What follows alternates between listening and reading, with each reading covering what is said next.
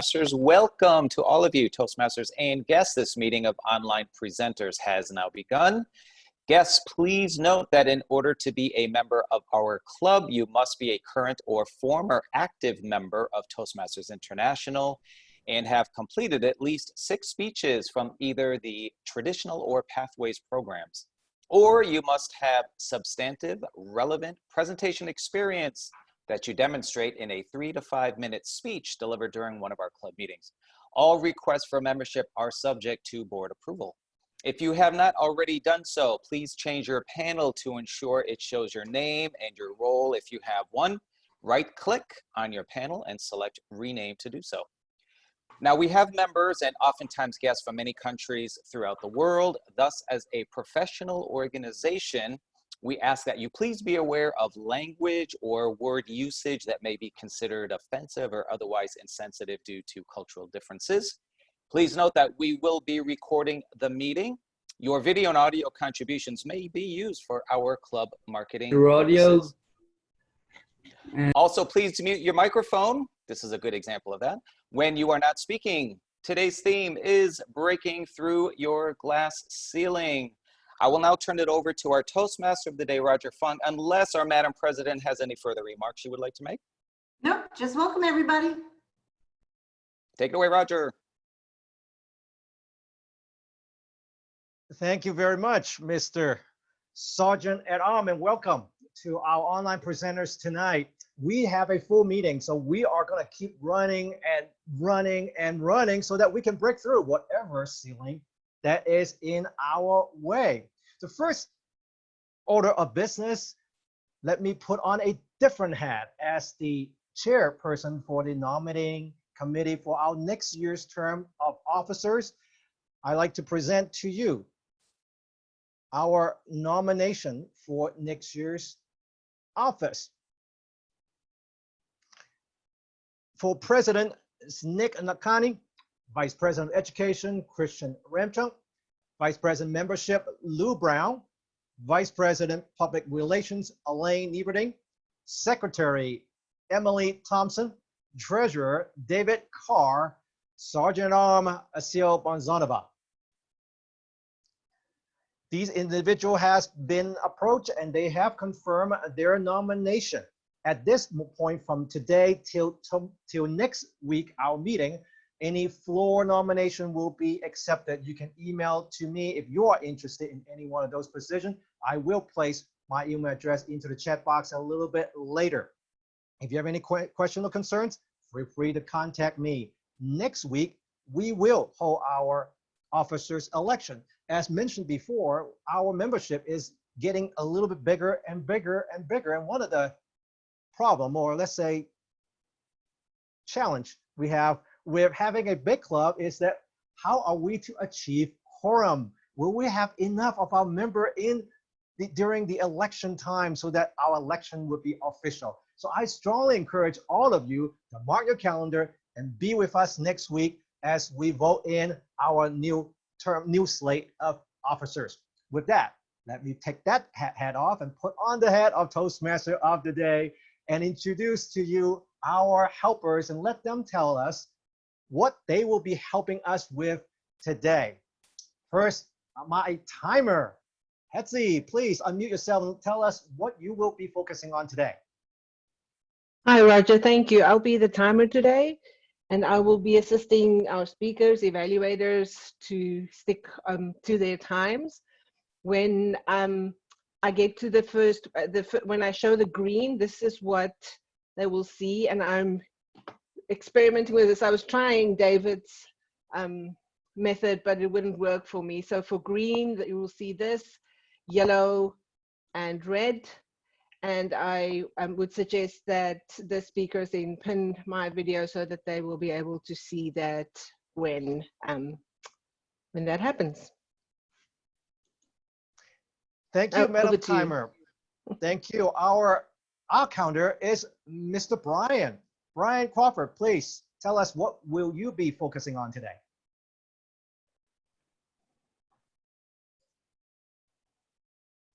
Verbal crutch words such as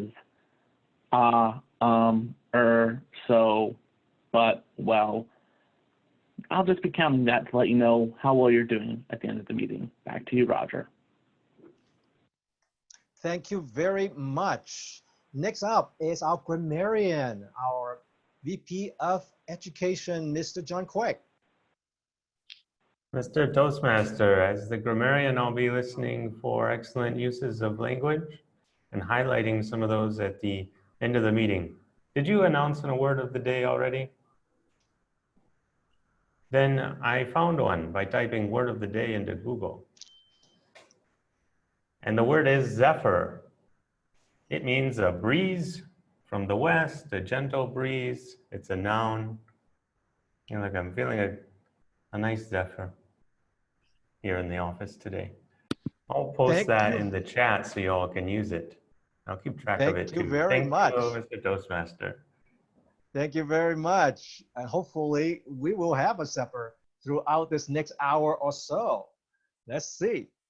All right, our next helper is our watcher. Madam Watcher Teresa, please tell us what will you be watching?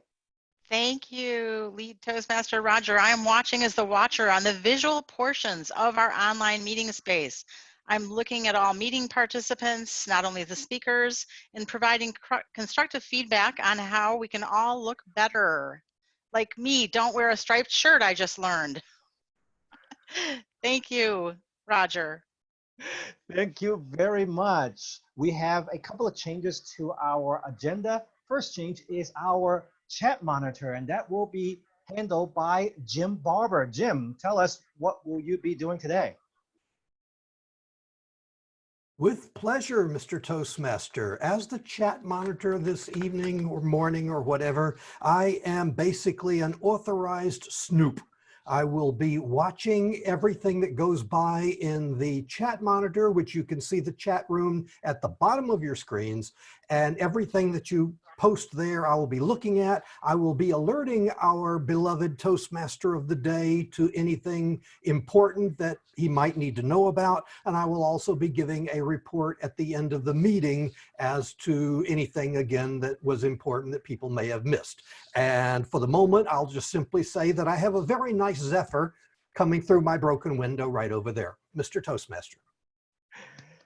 Thank you, Mr. Chat Monitor. I will also be functioning as the vote counter for today, because today we're testing something a little bit different. At each of the segment, at the end of it, you will not be voting. Instead, we will wait until our speakers have spoken, our table speakers have been spoken, and our evaluator have done so, and we will experiment using the Zoom polling feature. A poll will pop up in front of your window with all 3 questions or 3 segments. You get to pick one from each category and hit the submit button. And then later on at the appropriate time, I will review the winner. So now, as we get ready to launch into our prepared speaker segment, let me confirm very quickly that our first speaker is Carol, our second speaker is Emily, and our third speaker is Antoinette. Our evaluator is first evaluating Carol will be George Marshall. Evaluating Elaine is Lou Brown, and evaluating Antoinette will be Sarah Gao. Sarah Gao will be our evaluator number 3. Now for Carol, our first speaker for the evening, she is one of our International Board of Directors. And as an International Board of Directors, have made many decisions related to the protecting our members during the COVID-19 crisis. Now today, our very own member, charter member, Carol, will give us a briefing of many of these decisions in this project, from the traditional manual, speeches by management. The briefing is the first project in that manual. And timer, she will have 2 parts in her speech. Part number 1 will be a speech of 3 to 5 minutes. And then she will have a question and answer period for 2 to 3 minutes. The title of her speech is Board Decisions. Help me welcome Carol Porensky. Thank you. I would love to have screen share. Can somebody share it with me? That would be great. Yay! Screen share to the rescue. Yes, I have a few slides today. But first, let me tell you that my role at Toastmasters International, besides being a club member of this fabulous, fabulous club, is to be international director, which means I have to be prompt and serious and make some decisions for our organization, Toastmasters International. I love being a board member, but that's not what the purpose of this speech is. The purpose of this speech is to provide a briefing on all the wonderful things that the board members have been doing in just the last few months. I thought I would focus in on just the last few months and share with you some of the other opportunities that exist in Toastmasters. We hear about world champion of public speaking, but let me tell you, there's a lot more in leadership opportunities. So let's dive right in. First, I want to share with you how to find all this wonderful information. On the Toastmasters International website, in the About section, under Board of Directors, you can find our meeting minutes. And so I will be referring back to these meeting minutes under 2020 and mentioning several of the subject matters of the last 4 sets of minutes. First, I'm going to put forth the categories that I'm going to be talking about. I'm just going to talk about 3 of these 4 categories. There is much, much more. We have lots of good stuff going on at World's headquarters and our board of directors making decisions for the world around us. First, we made a lot of decisions about COVID-19. What should we do at the international level? What should we do at the local level? We decided on our region advisors and selected the next year's set of region advisors. They hold a position for 15 years. We also made some decisions about what's called club leadership roles and responsibilities. In particular, the officer roles and what we might be able to do to even the workload. Lastly, I'm going to be speaking on board of directors composition, and we're making some changes on that. That information has become public, so you may also bring forth some ideas there. What I don't have listed is a lot of other decisions that were made. I will be talking about one little idea that you care very much about right at the end of this presentation, so stay tuned. First, let's talk about COVID-19. Nobody wants to talk more about COVID-19, but imagine us as speakers, and what do we have to do? Well, first, as a board of directors, how do we make decisions for this organization? And Wuhan came onto our radar very, very early. What do we do about our members in Wuhan? We had to make decisions. And one of the things we did was we loosened the governing documents, loosening the policies and protocols to enable the people of Wuhan to connect with each other remotely through online communication. This actually helped us tremendously. So when we needed to go global, we were ready to do global involvement because we had already laid the groundwork in Wuhan and surrounding communities. And I mean, basically all of China and a couple other countries as well.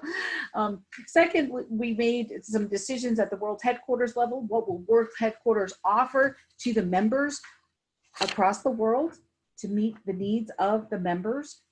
And then lastly, we talked about what do the districts need to do to make sure that we're meeting the members' needs, such as making sure that we don't have district council meetings or any district events in person, that the district council meetings will be online.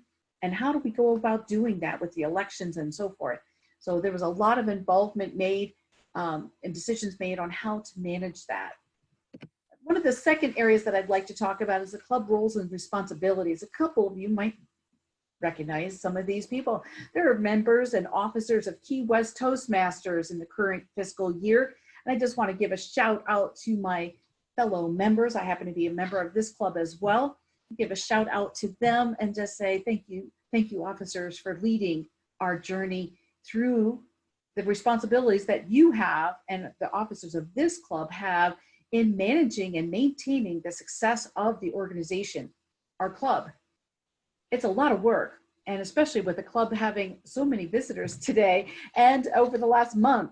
It's been fabulous, but it's been a lot of work. So kudos to you. But do you as a club officer get feedback on your roles and responsibilities? Do you get feedback on your leadership skills? How can you continue to improve? Do you have too much on your shoulders? And some of the other officers don't have hardly anything. This is an uneven workload that we are planning to address. And if you read the minutes, you're going to learn more about it. So we have made some changes and decisions to club officer roles and their responsibilities.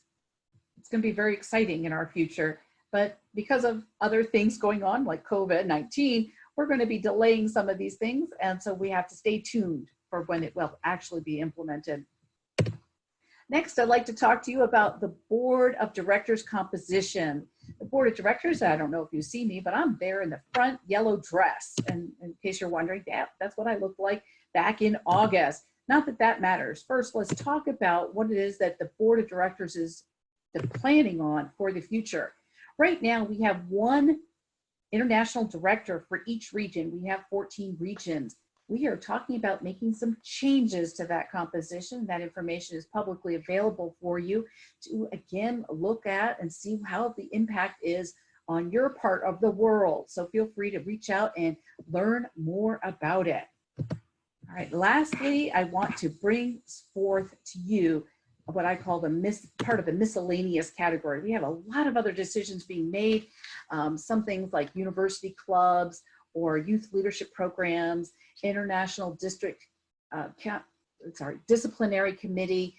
There's a lot of things going on, but first let's dive into online. There's been a lot of conversation about online and how do we make sure that we are successful into the future. How are we managed? We don't have a district, we are undistricted. So under bullet point number 12 on the executive committee minutes, I went ahead and pulled that out. They specifically talk about both online clubs and clubs that have a portion of their members meeting online. Some of us know them as hybrid. The other group thinks hybrid means car. All right, so what we decided as a board was that we are directing World Headquarters to conduct additional research with the members of online clubs to further assess their needs and how we can best meet both their needs and their wants. So I want to let you know that World Headquarters will be conducting additional research and providing a report to the executive committee members no later than March 2021. So just be aware that this is something that the board is looking at. I actually think, and for those of you who want more involvement with online clubs and more guidance and structure to the online clubs, that this is a possible future benefit that we are considering it. And maybe they will tap you on the shoulder saying, please provide some additional guidance to us on that topic. I want to open it up for questions. And I should have pinned, yes, I should have pinned my timer. I am flying through this timing thing. There it is, I'm on red. So questions, please open it up to questions.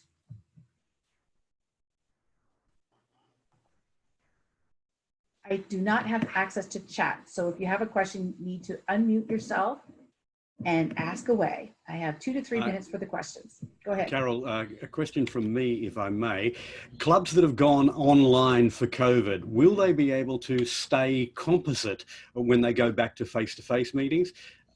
Currently, clubs can only have they must have at least 50% of their members physically meeting. Will there be any suggestions that that rule might change as we go back to face-to-face meetings? I am not allowed to say anything like that. The board has not ruled on it, so there's no decision there. But what you're asking about is when we switched for COVID-19, the board of directors made decisions to loosen the governing documents and policies regarding meeting online. That was loosened. So there's been a lot of, I'm going to call it, I don't know, I'm going to throw up my hands in the air and say a lot of craziness. No, a lot of good things happening, but it hasn't been according to the governing documents. So with that, and I did not mean to end my screen share. I'm not sure who did that, but I'm going to go ahead and put it back on if you don't mind. Not sure why that happened.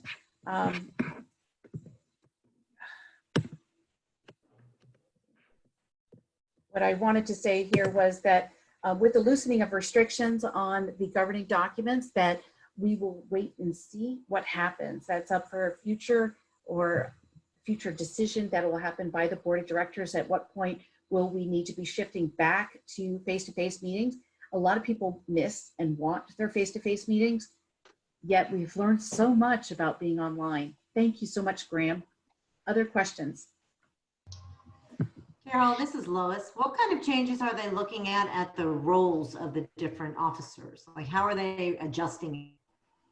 Well, we're looking at reducing the number of officers, but adding committees and elective positions for additional officer roles in the event that it feels appropriate for your club. So certain clubs in other parts of the world may need certain positions to be available for them depending on the needs of those members. So we're going to allow a lot more flexibility on the actual positions, yet at the same time, develop the skills of the leaders so that they're working more with committees and then developing their delegation skills, which I think needs to happen very early in our Toastmasters careers. So let's keep practicing the delegation skills. We're going to be stronger leaders because of it. I see that I'm at yellow, but I want to thank you, Lois, and thank you, Graham, for your questions. At this time, I'm going to go ahead and turn it back to our Toastmaster of the evening, Roger. Thank you very much, Carol. And I am sure that if you have more questions, she will be more happy to field them. You can connect with her through chat box or email. When you have a chance, if you have a few comments you want to give to her, go ahead and utilize our chat box and private chat and send her some comments in terms of how you felt in terms of what she did or did not do. Now, let us move to our second speaker for the evening. Our second speaker is Emily Thompson. She is a professor in our community college, and she is starting a resilience plan for that college. Let's find out how we can help. Resilience planning in higher education, Emily Thompson.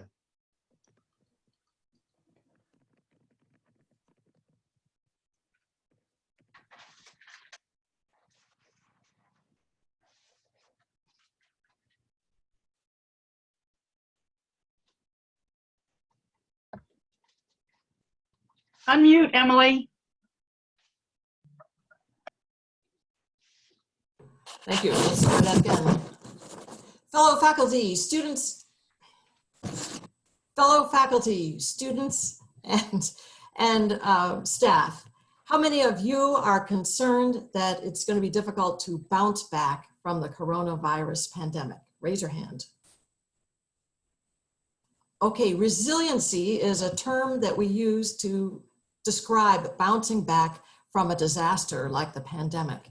Resiliency further means that we're able to plan for, adapt to, and even thrive in a condition where we have this terrible disruption. I recently went to the Higher Education Conference on Leadership in Climate Change, and there the buzzword was resiliency. I learned there that resiliency can occur at the level of a business, it can occur at the level of the state, the government, and right here at our community college. Fantastic then. This means that we can bounce back and just like a Super Bowl on a hot summer's day. It's time to get out our planners and start the work of creating a resiliency plan for our community college and for our surrounding community. As I always say, planning is a little bit like feeding a giraffe. A little bit of food goes a long way. And although there are 5 dimensions of planning that we really should go over, I have time for 3 today. The first dimension of planning for resiliency in climate change and also things like pandemics that we can't understand are coming upon us, that first dimension is social equity and governance. Regarding social equity, we want to know if we have strong networks between our community college and the communities that we serve. And these networks need to go both ways between the college and the communities. If we have our strong networks, when there is some disruption, we're then able to give and to get help from our communities. Regarding governance, we need to have social equity.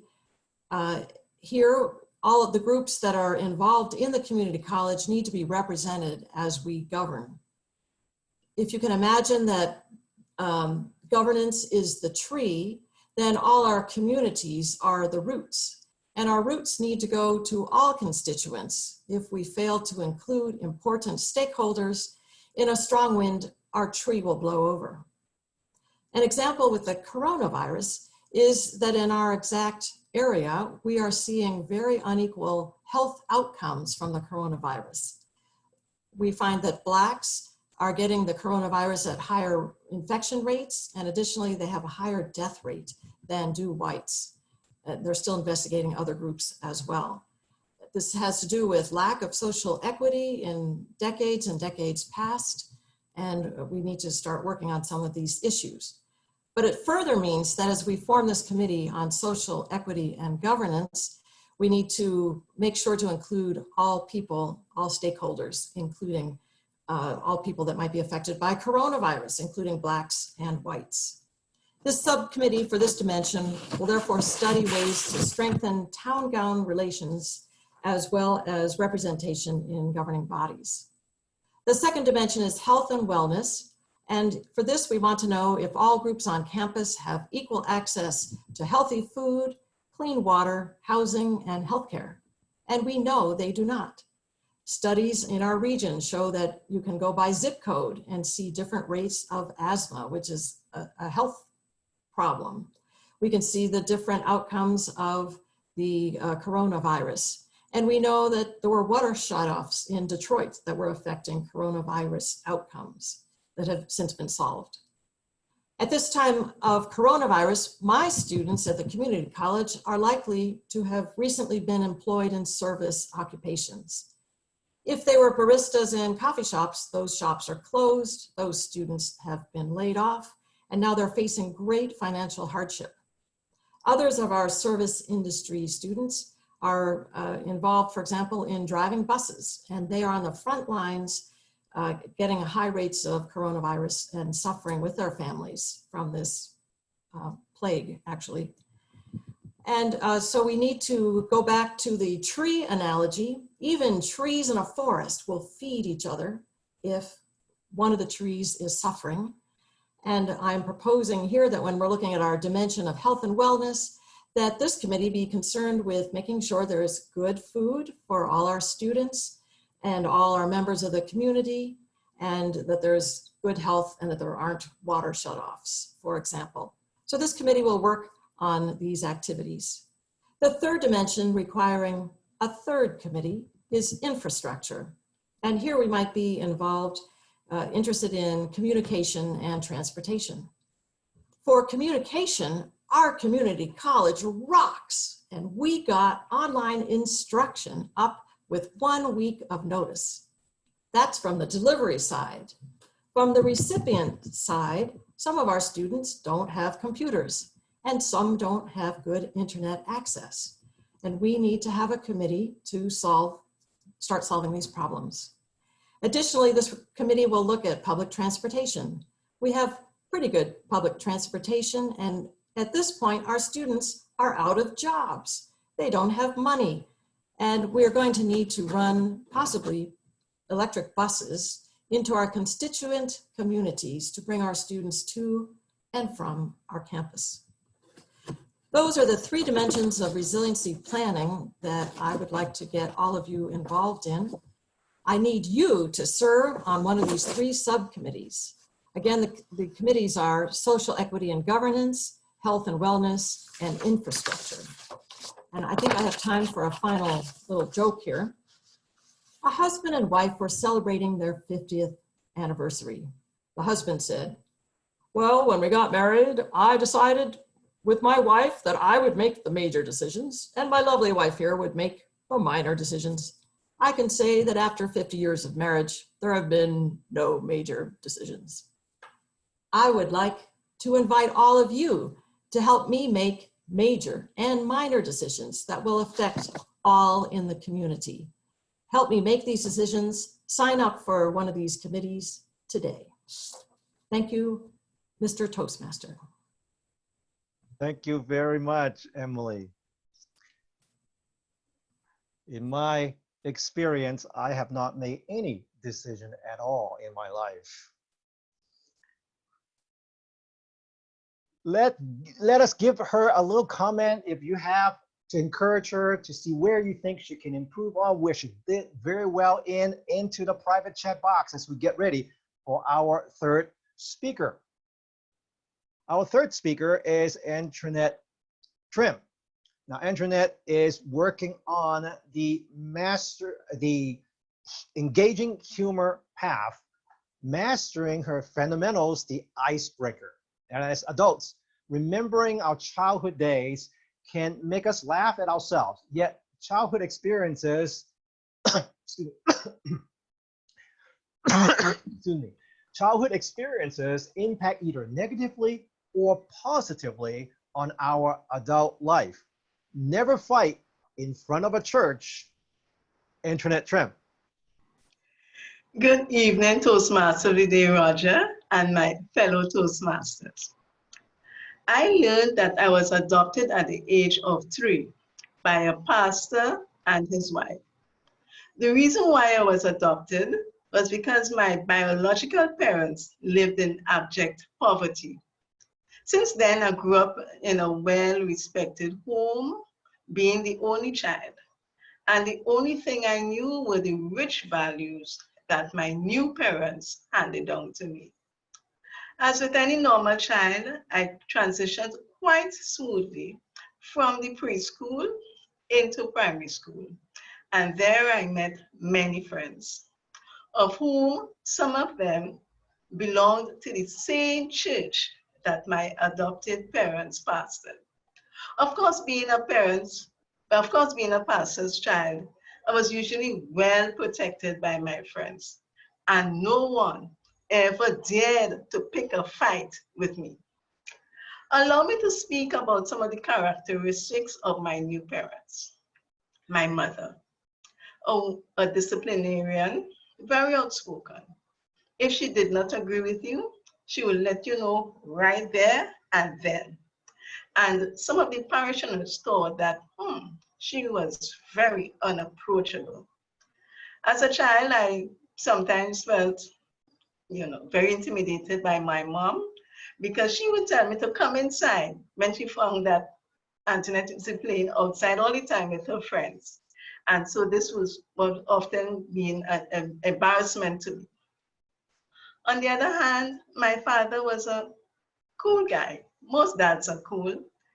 Although he had a sonorous voice, many people may have thought, well, he was a no-nonsense man. But in daily interactions with him, one would have thought that he was really a caring person. But one day, my best friend and I crossed threads in school.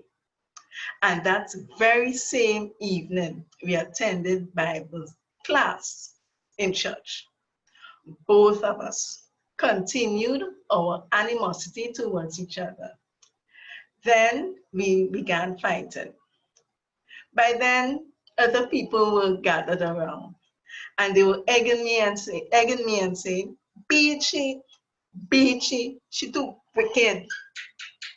By then, we were throwing punches at each other. I guess some of my punches may have landed in mid-air, never really hitting the intended target. But to my horror, I saw my mother approaching us, probably because she heard the commotion, or some fast person may have gone down to the manse to let her know that Antoinette was fighting. Where?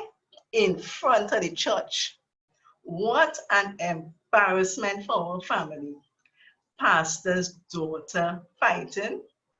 That's unheard of. In a split second, I freed myself from the clutches of my friend when I saw my mother approaching with a piece of garden hose in hand. Now, I often took part in lots of sporting activities in those days.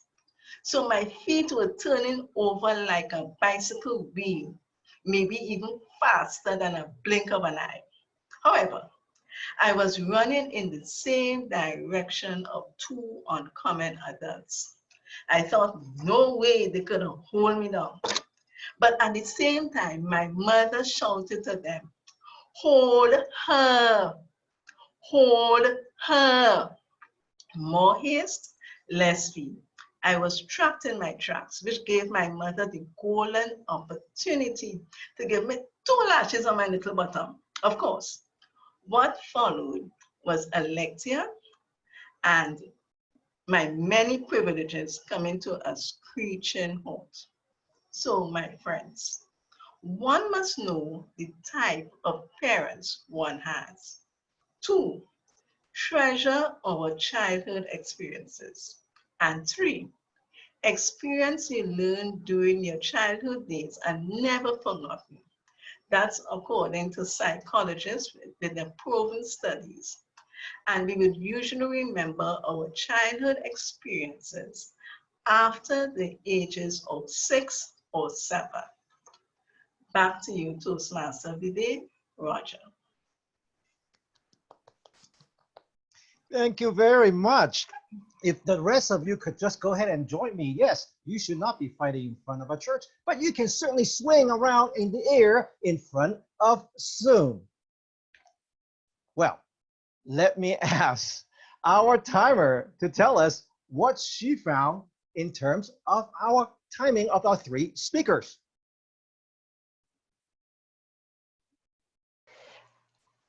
I'm going to tell you who qualified and who did not. So Emily and Antoinette qualified, and Carol unfortunately did not. I'm posting the times in the chat box right now for everyone to see. Thank you very much, Madam Timer. And now we move right into the impromptu speaking portion of our meeting. And this is where each and every one of you are going to be on the spot, and we have no idea what Madam Diane will do. Madam Diane, our table topic master, all yours. Thank you so much, Roger. As you may know, Table Topics is here to give you the opportunity to practice impromptu speaking. Tonight's questions will be around the topics of glass ceilings and breakthrough. My first question is for Birgit. We've heard a lot about the glass ceiling. Can you tell us about a time when you actually saw it in practice? Thank you, Madam Table Topics Master. I've been in business for about 30 plus years, and I understand I'm totally dating myself. When I first started in the consulting company, Price Waterhouse, I thought I was in the wrong place, in a different era, because a woman partner came in and said, skirts are for women, pants are for men, basically saying, don't even wear a pantsuit. And I'm very happy to see that we've come a long way. At the time, there were very few partners at Price Waterhouse. I now work for a vendor, SAP, and I see up to a certain level that it's very equal in terms of promoting both men and women. And that's very gratifying to see. What kind of threw a wrench in that about 3 days ago is that we had co-CEOs that were a man and a woman, and the woman was basically let's go. And so that sparked a lot of discussion around the glass ceiling. So the discussion was, well, yeah, is it again the woman, and now the board is left with just white men? That being said, there is a difference in the way that the co-CEOs wanted to execute on the strategy. So here's the question, and I have a personal response to this. You can't keep a woman in a position just for being a woman, just like you can't exclude her just for being a woman. So anybody who says, well, we finally had a woman co-CEO, which I think is amazing, amazing progress these days, especially in a company that's 40 plus years old. That being said, you can't keep someone in a position or deny somebody a position just because they're a woman or a minority or from a different religious background. So I think that would fuel the discussion, but overall, I've seen a lot of progress, even with my own titles in my journey. Madam Table Topics Master. Thank you so much. Our second question is directed at Carl Walsh. Tell us about a time when you crashed a glass ceiling. I'm going to have to turn this back to you. My internet connection is really awful, and you may not hear most of what I say. Okay. This question is for Graham. Tell us about a time when you crashed a glass ceiling. Madam Topics Master, fellow Toastmasters and guests, it's a very difficult question for me to answer because I am middle-aged, middle class, white and male. There are very few glass ceilings that face those of us who are in this dominant paradigm, if you like. There have, I have to tell you, been occasions when I have crashed through.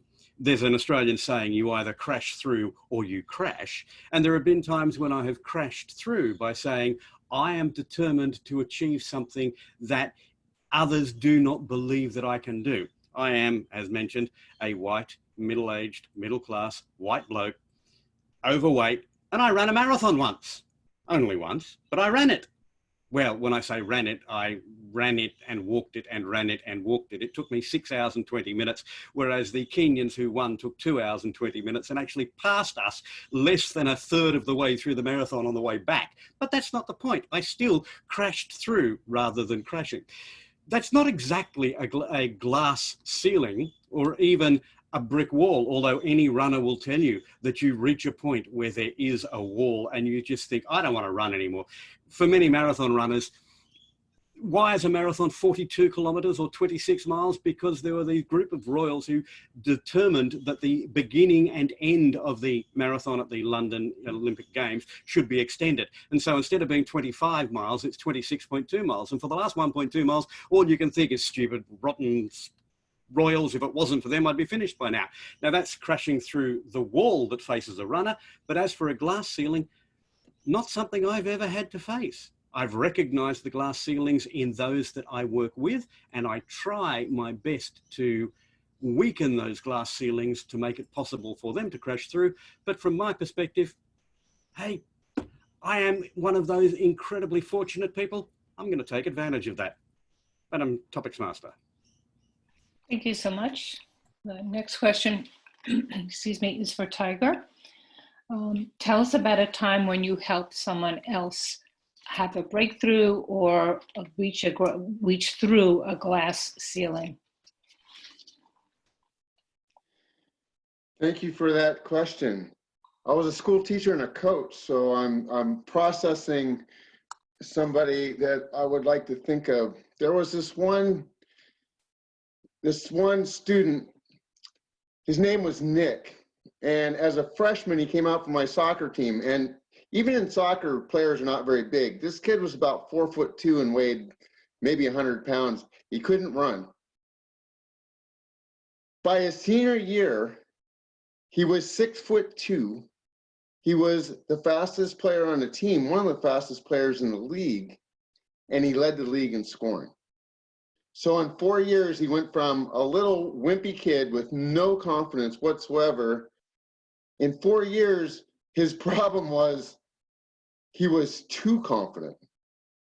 And I take some credit for that, getting him through. He played JV for 2 years. He did not play on a varsity until his senior year. So he spent a lot of time getting groomed, and he became not only a great player, but a leader. He was the team leader, and he implemented a system whereby the players decide what to do in practice. All I had to do is sit there and drink a Coke and blow the whistle and hang out, and they practiced themselves, they ran themselves. It was a phenomenal experience. And after that, that's the way I coached, to give them the leadership and let them run the team. And I was just a guide on the side. Thank you very much. Joy, tell us about your next breakthrough that you'd like to make.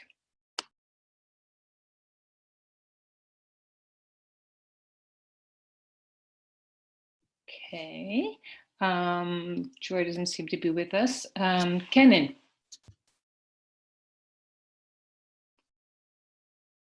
would someone like to volunteer? What is your next breakthrough? Raise hands. Kenan is there, but she's muted. Okay. Yeah, I'm learning how to raise my hand. You go. You go. Okay. What's your next breakthrough? Greetings, fellow Toastmasters and guests. I would like to say my next breakthrough is all about converting my current work from in-person to online. It's been something that I've been trying to do for the last couple of years, and then I got a dramatic fast forward into this new reality. My work includes training teachers to develop culturally responsive lessons and to have equitable practices in their classrooms. As you can imagine, it's very contingent on the classroom setting, so that has been challenging to think about. How do you convert that to a virtual classroom, and how do you convert that to a virtual conversation? So I have been speaking to school principals and teachers thinking about what kinds of supports they need, and it's been very enlightening. I do, however, realize that they are currently feeling overwhelmed by all of the virtual stimulation. So my next breakthrough is all about finding a way to make what we are doing relevant, but also to come beyond all of the clutter in the digital world for them to find something of value. And so I'm hoping that this could be a meaningful experience, even though right now we know that it's a challenge that we're all facing. But nonetheless, I think that we can meet it as long as we pay attention to the needs and we stay positive. Thank you. Great, thank you so much. Timer, do we have anyone who did not make the time limit? No, all of our speakers qualified. Super. So with that, I'm going to turn this back to Roger. Thank you, Diane. Great questions and answers all over with a lot of variety. Thank you, Timer. Also, at this time, I'd like to invite our Vice President of blah, blah, blah, blah, blah, blah, blah, blah. That's the alternative reality. Let me come back to reality now. Help me welcome our Vice President of Membership, Elaine Nieberding. Good evening, good day, good morning to my fellow Toastmasters, honored guests, and replay viewers. One of the qualifications we have for joining online presenters, if someone does not have a required experience of having completed 6 Toastmaster speeches, is to give what's called a prospective member speech, 3 to 5 minutes to essentially make a pitch. Give us an example of their speaking capabilities and background. So right now, I'm introducing to you Roxanne Hussein Powell from Delray Beach, Boca Raton, Florida. Take it away, Roxanne. Thank you, Toastmaster Nieberding. I've always been a pretty good public speaker, or so I thought. Toastmasters and guests, let me tell you about that journey. To whom do we owe the greater debt? The artists or the scientists? That was the topic of the earliest speech that I can remember giving. It was my high school thesis. Now, I was not a stranger to public speaking at that time. The year before, I was the captain of the debate team, as well as the Students' Council president. So I've always been a pretty good public speaker, or so I thought. Now, my audiences at that time ranged in size from small classrooms to large auditoriums of students, teachers, parents, and the community. Now, because I was so good at it, I've often been asked to serve as Master of Ceremonies for weddings and events and other social gatherings. I have done so 6 times. So yeah, I've always been a pretty good public speaker. My largest audience?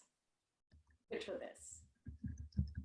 2 adjoining ballrooms at a 4-star hotel opened into one expanse with theater-style seating.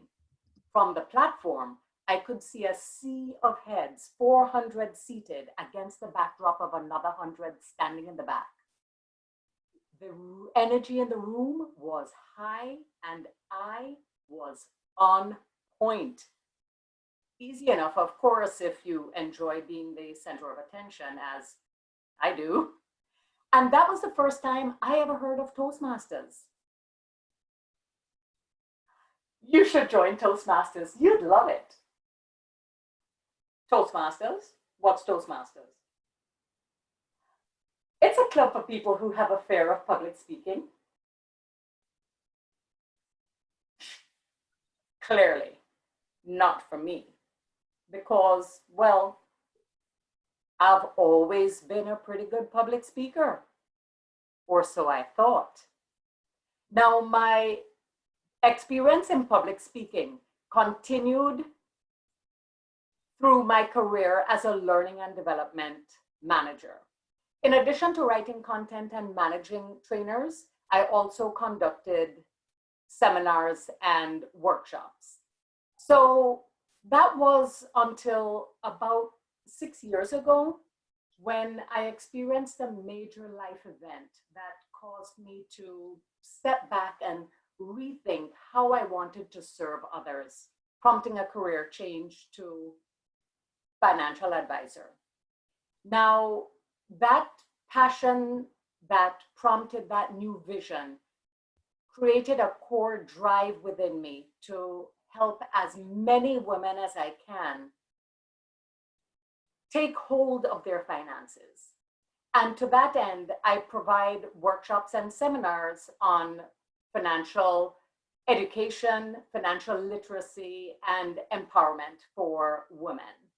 So I get to do that because, well, I've always been a pretty good public speaker.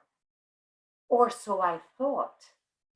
2 months ago, I attended a conference where I saw the most captivating motivational speaker that I've ever experienced.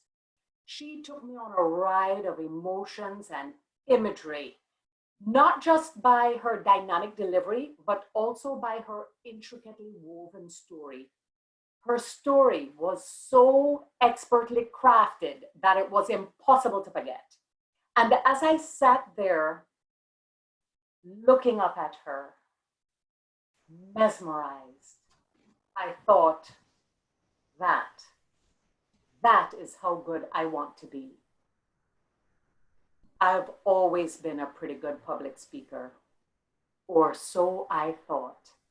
But in that moment, I realized that as a public speaker, I was unskilled, unseasoned, unpolished, and worse, unjustifiably cocky and arrogant about it. After the session, I hung back to speak privately with her. It was obvious to me that she had worked with a coach. Who? She told me.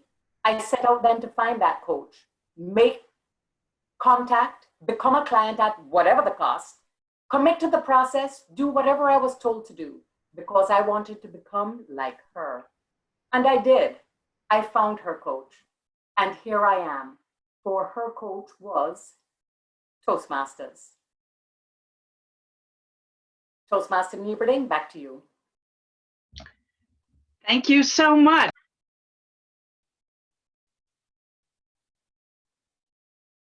You're muted, Elaine. We'll now go back to Toastmaster of the Day. Thank you, Roxanne Hussain. Thank you very much. Now we're going to move into our third portion of the meeting, and that is the evaluation. To lead and manage the rest of this portion, help me welcome our general evaluator, our president, Madam Lois McGolan. Thank you, Roger. This is the part that actually speaks to me because this is how we become better. After every set of speakers, we get to hear what did they do really well and what could they tweak that would make them just a little bit stronger. 3 speakers are going to be followed up by 3 amazing evaluators. To evaluate our International Director, Carol Perhinsky, please welcome distinguished Toastmaster George Marshall. Thank you, everyone. I am so glad I got to hear this speech. I'm even happier I got to evaluate this speech. Carol, this was a great speech. The topic was I don't know, how can you say, topical? It worked out well. Very happy to hear that information. This is a speeches by management, the briefing, where essentially you give whatever information you have to give and you present it to a group of people. We clearly are an audience that directly is interested and relates to the topic of what the Toastmaster board does. And it's so nice to see someone that we actually see and hear as opposed to feeling to be far away.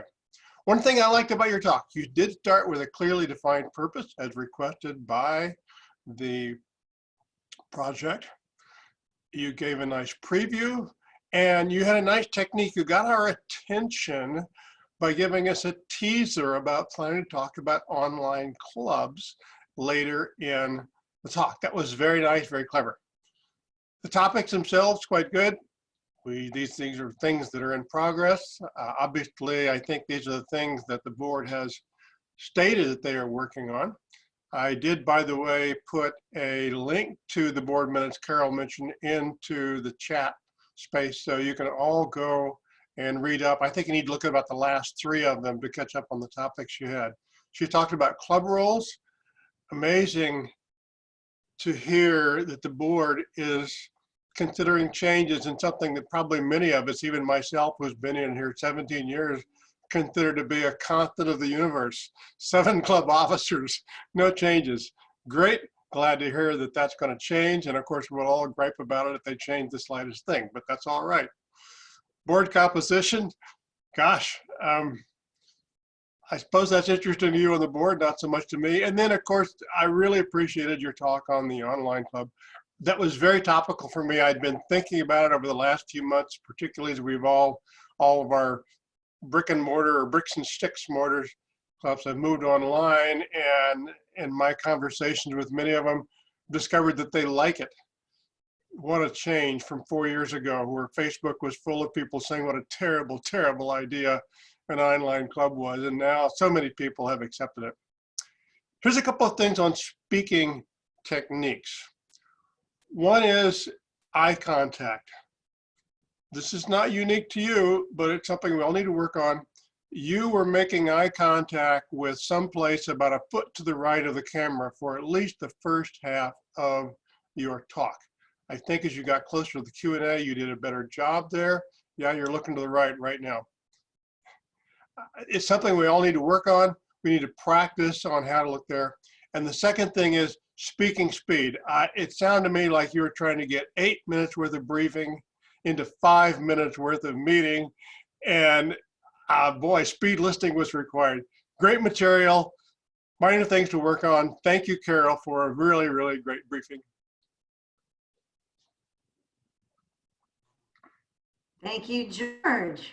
Great, great evaluation. To evaluate Emily Thompson, please welcome our Sergeant at Arms, Toastmaster, Distinguished Toastmaster, Lou Brown.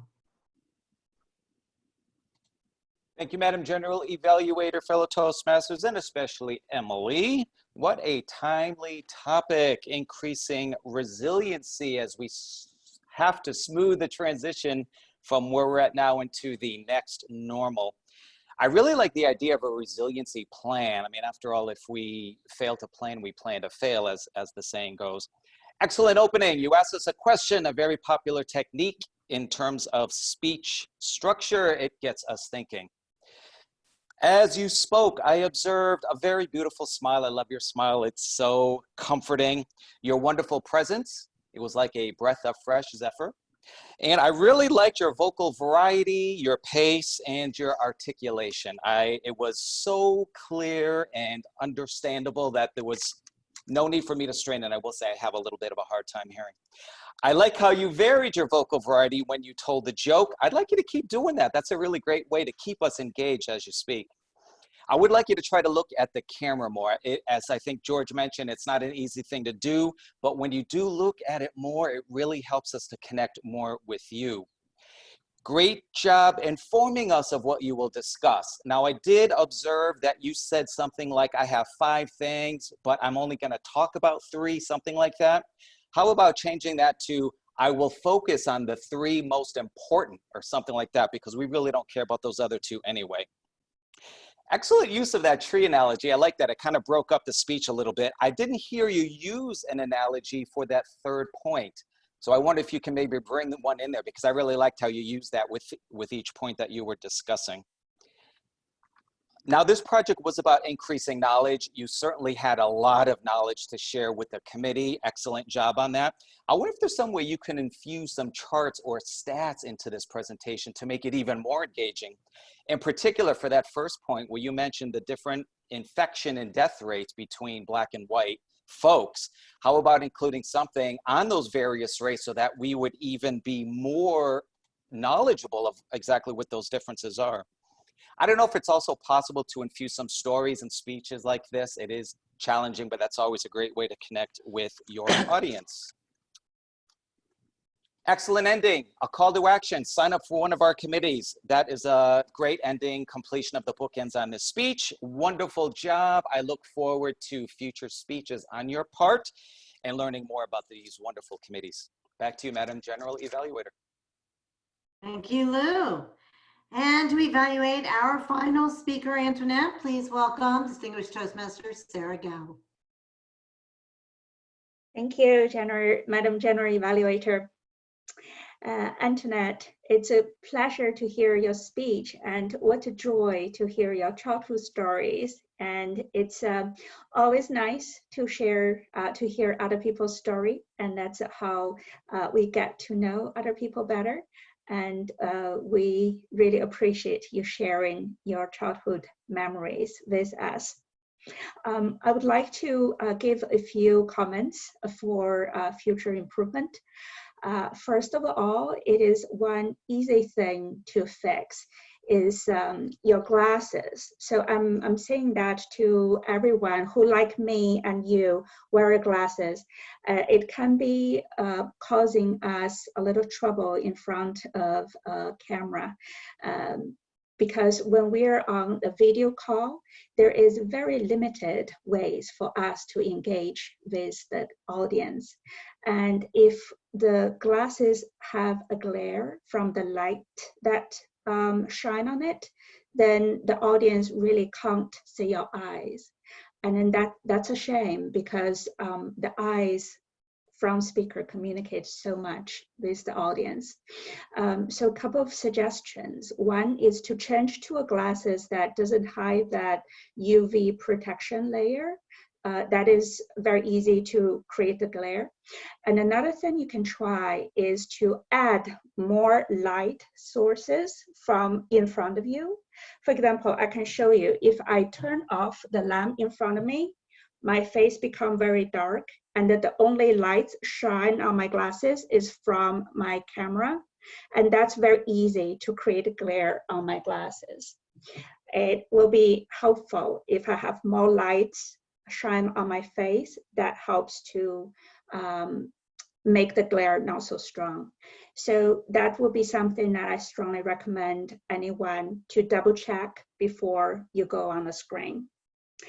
Second thing I would like to recommend, Antoinette, you have a very nice, very charming voice. I would encourage you to experiment more with vocal variety. I think throughout the speech, your voice, the volume and tones almost more or less kept the same. I think will make your story more engaging and more interesting if there's more punching adding to it. One final thought is to consider if you can inject more surprises into your story, because the path you're working on is engaging humor.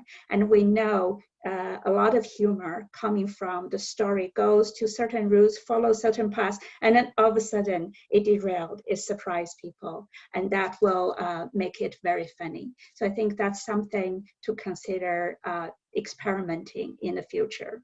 All in all, thank you very much for telling us a nice story, and congratulations on starting a new pathway. Thank you, Sarah. I appreciate it.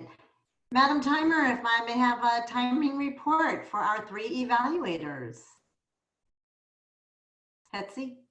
All of our, sorry, I'm just managing the tech here. All of our evaluators did well and stayed in their time. There I am. And yes, so and I'm posting it in the chat right now. Awesome, thank you. So Roger, are we going to have our poll now? There you go. You will be given 20 more seconds to go ahead and cast your vote. Now, you can choose not to cast your vote, and that will be your prerogative. I shall close the polling in 15 more seconds. And for those of us that are co-hosts, you cannot vote, just so you are aware of that, because I'm like, I can't vote. Just beware. While Roger is doing the polling, how exciting is this? Something new and different. Let's move on to our reports. If we can please have a grammarian report from John Quick. Madam General Evaluator, today we had an opportunity to use the word of the day. Emily had a nice metaphor. She said, in a strong wind, our tree will blow over. You could have said, in a zephyr, our tree will blow over. What good use of metaphor. Another nice metaphor from Antoinette. My feet were turning like a bicycle wheel, faster than the blink of an eye. So she had a lot of symbolism there to help us get emotionally attached to her fleeing of her mother after the fight. So those are two good examples of grammar that we had today. Madam General Evaluator. Thank you, John. Our watcher, Teresa, what did you see today?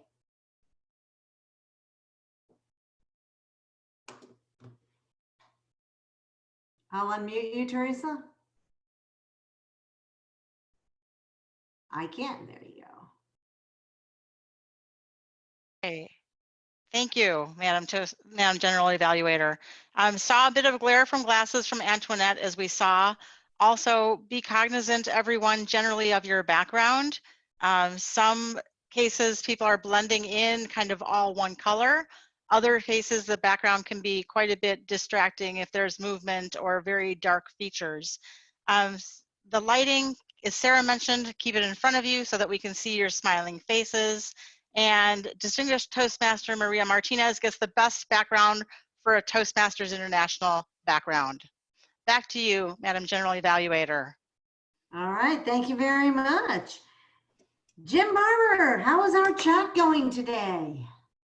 Madam General Evaluator, I'll keep this short. Most of the relevant discussion was followed Carol's presentation. It involved the status of online clubs and hybrid clubs and that sort of thing. So Carol, there were a number of questions there. If you haven't made a copy of that, you probably should. There's also a link in the chat to the board minutes that George Marshall posted. Thank you, George. And everybody else might be interested in that, which is my opportunity to remind everybody that you can save your own copy of the chat. Simply go to the chat room, and at the bottom of the screen, you'll see 3 dots. Click on that, and it says Save Chat. Click on that, and voila, you've got your own copy. That's it, Madam General Evaluator. Thank you, sir. Madam Timer, if you can put 2 to 3 minutes on the clock so I can give my evaluation. As the general evaluator, I am responsible for actually giving an evaluation of all the different roles. So we did start on time. Please beware when you come in, you really should mute yourself, especially if it is after 7:45, because you could be interrupting someone. We have some amazing backgrounds, and thank you to our watcher who was quick to note that some might be distracting. So I appreciate that. And I think that we're just getting better and better at these different backgrounds. Diane, I thought you did a really good job with the table topics. You stayed on theme. And one thing I loved about your table topics is that you did ask people that already had a large speaking role. You picked 4 people that were didn't have a role or had a minimal role. The timer, I don't know what happened, but every now and then when the timer would come up with different colors, it would come on the screen and interrupt the speaker mode.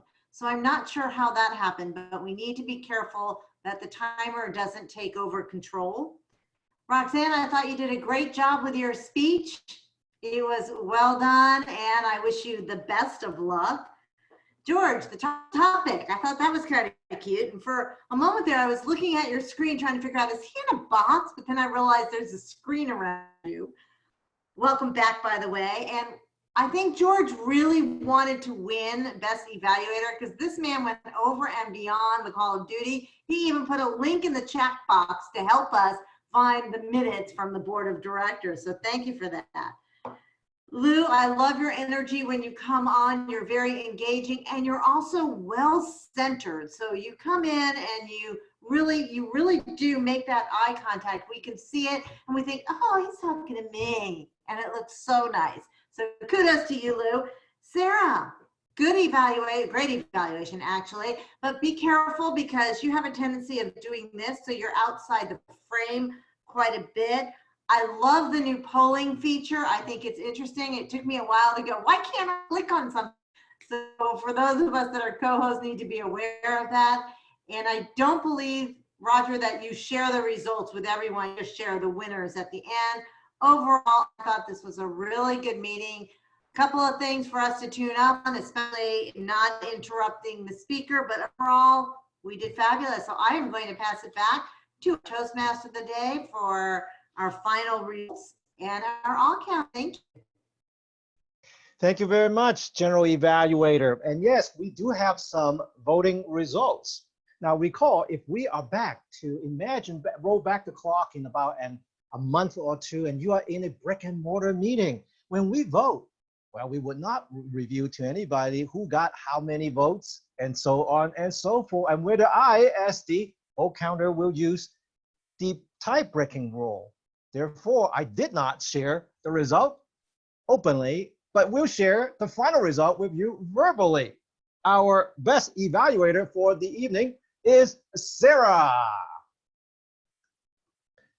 Our best table topic speaker is Kenna. And our best speaker is, drumroll, Emily. Congratulations to all our winners. One final reminder, we do have a speechathon this Friday, same time, same room, and that you will be receiving an email from me stating some of the details of the nomination process for the next group of officers, and our election will be held next week. So thank you very much for being here, and I will return the meeting back to our president, President Lois McGowan. Okay, thank you very much, George. This was amazing, and now I'm seeing all this chatter in the box that I really want to talk about how this speak mode works, but I only have 2 minutes, so I'm going to wrap up real fast and take a couple of minutes in the final round. After this meeting, there will be 10 minutes to talk with our guests and get their impression on our meeting. And at that point, unfortunately, we'll have to say goodbye to our guests as our members are going through their orientation. Whether you are a new member or an existing member, you are most welcome to stay through Elaine's orientation. A big round of applause for our newest members this week is Marianne Grady, Patricia O'Reilly, and Nikenjan Warren Swan. May 1st, yes, thank you. May 1st, we have our speechathon. I believe, unless Roger corrects me, we have all of our speaking slots taken. We do need evaluators, so if you have the desire to be an evaluator, please go online. May 18th, we have reserved for our newest members, whether it's their icebreaker speech or it's their first speech for us. So Marianne, Patricia, and Nikenji, if you would like, please contact John Quick or myself. And I think we still have 2 or 3 spots open of newest members. You are most welcome to take those spots. We wanted them for icebreakers, but I think it's more icebreaker to the club than a 4 to 6. So please contact us and let's get you on the calendar and the agenda. I have 1 minute. So somebody explain to me this lighting video. Graham, where are you? Real fast. Okay, as I say, in some clubs, the process is that when the light changes to green and to yellow and to red, the timer's slide is spotlighted so that everybody in the meeting and particularly the speaker can't miss the lights. It's not my preferred option, but I do know that in some clubs that's how it's done. How do you do it? How do you undo it? Basic. How do you do it and undo it? Any host or co-host can pin an individual speaker. Can spotlight an individual participant. That puts them up on the big screen, and then you unspotlight and they go away again. So Okay. if, for example, I was the host and I wanted to spotlight Antoinette, no matter who's speaking, whether it's me or you or anybody else, if I'm a host and I spotlight Antoinette, Antoinette comes up front, and then when I unspotlight, they go away again. Got it. Okay. Make sense? So we'll have to co-host to figure out how that happened, because that shouldn't have happened. Can one of the hosts try it now? Toastmaster for Pardon? next week. We need a Toastmaster today? Yeah. Okay. Roger, did you want to say something real fast? Yes, I am guilty of everything happens during a meeting. Therefore, let's make sure that we don't put any of this question mark or concern onto our timer or any other role holders. And I want to tell you that all of our co-workers today have done a fabulous job, because we got 15 balls in the air juggling and things. So hats off to Hetzi in her timing, Elaine, Jim, and all of the co-workers with this meeting and putting everything together. Sometimes it is a mistaken click, and sometimes it is by design. And if you find all the mistakes that I have performed today and email me, I will even give you a little prize. Back to you, Madam. Oh, Hetzi, I was texting Hetzi like, how are you doing this? She's probably wondering, I don't know, I'm not doing anything. So thank you for explaining it, both Graham and Roger. Interesting feature, but not one I think we want to move forward with. We do need a Toastmaster of the Day for next week. I've just done that. Graham? I've just put myself down. He's Thank so you. good to us. Thank you very much. It is 9:02. My apologies for the 2-minute room, but I had to understand what was going on with that. I appreciate it. We will stay a few minutes to ask our guests what you thought about the meeting, but this particular meeting is officially ended. The recording will be stopped now. I think it's stopped.